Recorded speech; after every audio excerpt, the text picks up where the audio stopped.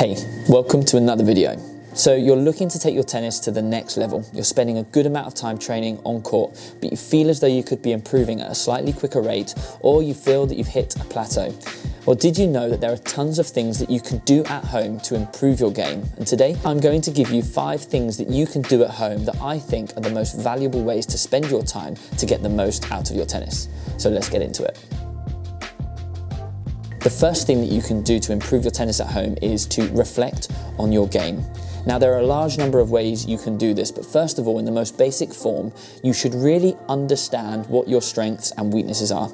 I know far too many players that don't fully understand what they're good at and what they're not so good at. And so during training, they're not quite focusing on the right things, and during matches, they get frustrated when they make mistakes. If you truly know what your strengths and weaknesses are, it can help you to build the right expectations. An example of this in my own game is I know that my forehand is my biggest weapon. I can hit it pretty hard and I can hit a lot of winners with it. But at the same time, I know that it's more risky than my backhand. When I hit my backhand, it's not so strong, but it's much more consistent. The benefit of knowing this, in a match situation, if my opponent hits to my backhand side, I'm not gonna go for big winners from that side. I'm gonna use that as a way to create opportunities, to build the rally, to build the point, and wait for a better opportunity to go big with my forehand. At the same time, I know that if I go for a big winner on my forehand and I make a mistake, that's to be expected sometimes, and to trust in the process and to go for it again. If I didn't know my game that well, during a match, if I made a couple of errors on my forehand side, I'm likely to get frustrated, and on my backhand side, I'm likely to go for the wrong shots. So knowing your game is vital. What you can do is jot down what your strengths and weaknesses are, and maybe even write down a few patterns of play that can help you to utilize your strength and to keep your opponent away from your weakness. As well as looking at the big picture of your game within your reflection, you can also reflect upon individual sessions and individual matches.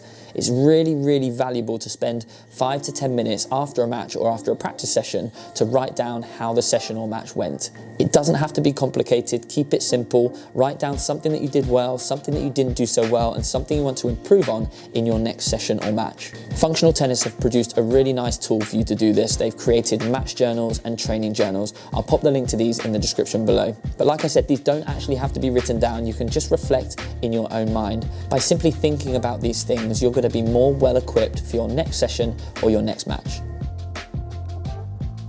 The next thing that you can do to improve your game at home is to watch the pros in action. Now, I know it's more difficult these days with professional tennis matches being scattered all over different channels, but again, I know far too many people that actually don't watch the professional game of tennis. Now, to be successful in anything in life, it's really good to look at the people that are doing things better than you. And if you could watch the pros in action, you'll be amazed at how much of an impact watching the professional tennis players can do for your game. Watching the way they move around the court, the way they prepare for each shot, the way they construct their points, and even their technique to an extent can rub off in your own game. I know for a fact that all of the best tennis players in the world grew up with their idols. They all looked up to somebody which helped to inspire and motivate them. So if you don't do anything else, make an effort to watch more professional tennis matches because it will really help you in your game. So for me, tip number 3 is the most important, and it is to set goals. Now, setting goals in anything in life is going to increase your focus, your determination, and it's actually going to make you more accountable for your actions. Without setting goals, you may still make improvements, but those improvements are going to be much slower than they would be if you had a focus and a target. Goals can be made in a number of forms, whether they're short-term goals for today. It could be you've got a goal for the next 2 months, or it may even be a long-term goal as to where you want to be with your tennis in a few years' time. Like with reflection, journaling your goals can be a really good way to make you focus more on succeeding in that area. And if you want to be even more accountable for your goals, you can tell somebody else. So just take a second to pause this video and have a quick think about some things that you want to achieve within your tennis. Is it that you want to improve your forehand? Do you want your slice serve to be more consistent? Is there a certain player that you'd like to beat? Or a rating or a ranking that you'd like to reach? If you've already thought about these things, put them down on paper, and if you haven't, now's a great time to start. I've actually got tons of goals. I've got goals for my tennis players, I've got personal goals for my health and my fitness, but I've also got goals for this channel, and to be more accountable, I'm going to tell you one of them. I aim for this channel to reach 100,000 subscribers by the end of 2024, and the reason I'm telling you is so that I can be more accountable, because I know for a fact some of you at the end of 2024 are going to come back to this video and troll me in the comments, so go ahead. And if you haven't subscribed to the channel yet, get down there and do it now. So the next tip is a very obvious one. Something you could do at home to improve your tennis is to train at home.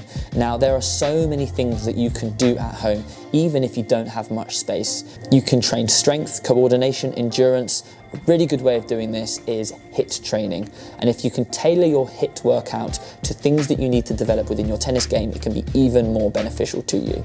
I actually made a 10-minute HIIT workout in my garden when I first started this YouTube channel. I'll put the link above here. It's not the best quality video, but there's some really good exercise in it that you can do at home in a very small space. The fifth thing that you can do at home is to just focus a little bit more on making small improvements to your lifestyle. And the two main areas that I'm going to mention in this video are eat and sleep. Now, naturally, if you can improve your diet in whatever way, it can make an impact to your performance on the tennis court. Now, it might be that your diet's pretty healthy, but you don't drink enough water. Now, that's definitely something that can make a big impact to your performance. Make sure that you're consuming enough water and all of the nutrients that you need to fuel your body for tennis. As an active person, you need to make sure that you're fueling your body with the right nutrients. Now, I'm not going to go into detail in this video because there are tons of other videos that you can look at, but just consider if you can improve your diet or improve your water intake, it's going to make a big impact to your tennis.